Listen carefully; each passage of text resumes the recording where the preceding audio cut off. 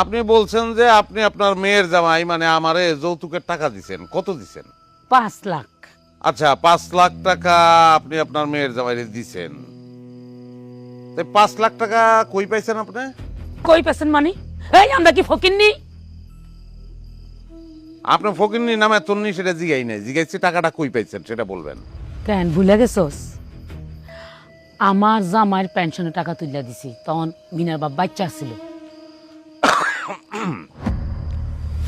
তো ভালো পেনশনের টাকা তুইলা দিছেন মানে কোত্থেকে তুলছেন? নিশ্চয়ই ব্যাংক থেকে তুলছেন। হ্যাঁ, স্যার, টাকা যেহেতু ব্যাংক থেকে তুলছে, তাহলে তারিখ অনুযায়ী ব্যাংকে খোঁজ খবর নিলে তো এটার প্রমাণ পাওয়া যাবে যে ব্যাংক থেকে তুলছে কি তোলে নাই। আপনার আর একটা অভিযোগ ছিল যে আমি আপনার মেয়েরে পিটাইছি। তা আপনার মেয়েরে আমি কতদিন পিটাইছি? আমি কি গণ্য রাখছি? প্রত্যেক দিন পিটাইছস। প্রত্যেক দিনই পিটাইছি। আপনি নিজের চোখে কয়বার দেখছেন? কমপক্ষে 8-10 বার নিজের চোখে দেখছি। 8-10 বার দেখছেন। তো শেষ যেদিন পিটাইছি মানে যেদিন আপনার মেয়ে চলে গেছে সেদিন তার আমি কি দিয়ে পিটাইছি? কি দিয়ে পিটাইছি মানে? ওই যে লাঠি দিয়ে পিটাইছে। লাঠি? মানে লাঠির মতো একটা কিছু, আমার না ভালো করে মনে নেই। আপনি মামলা করছেন আপনার মেয়ের আমি পিটাইছি, আপনার মামলার বিষয়ই এইটা, অথচ কি দিয়ে পিটাইছি সেটাই আপনার মনে নাই। এত বড় গুরুত্বপূর্ণ বিষয় আপনি ভুলে গেলেন। না না না, মনে পড়ছে মনে পড়ছে। হাতুড়ি দিয়ে পিটাইছো, আর এটা তো হলো বড় কথা না। কি দিয়ে পিটাইছো, হাতুড়ি দিয়া না বাঁশ দিয়া, এইটা হলো বড় কথা না, আসল কথা না। আসল কথা হইলো তুই আমার মাইয়ারে পিটাইছস।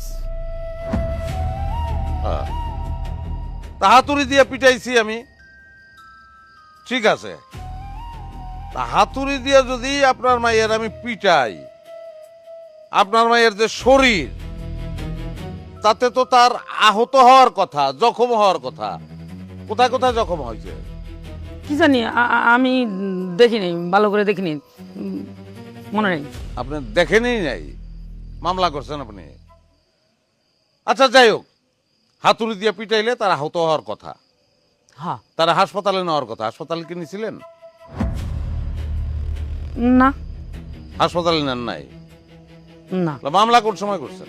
ওই যে বাড়ি থেকে যাই পরের দিন থানায় যাই মামলা করছি। স্যার, আমার স্ত্রীর আম্মারে আমার আর কিছু জিজ্ঞাসাবাদ করার নাই, আপনি তারে বসতে বলতে পারেন। আর আমি আমার স্ত্রীর সঙ্গে কিছু কথা বলতে চাই, মানে কিছু জিজ্ঞাসা করতে চাই, যদি তার একটু ডাক দেন। আচ্ছা ঠিক আছে, আপনি বসতে পারেন, বসেন। নুরুল আমিন, স্যার। মিনু ম্যাডামকে নিয়ে আসো। ঠিক আছে।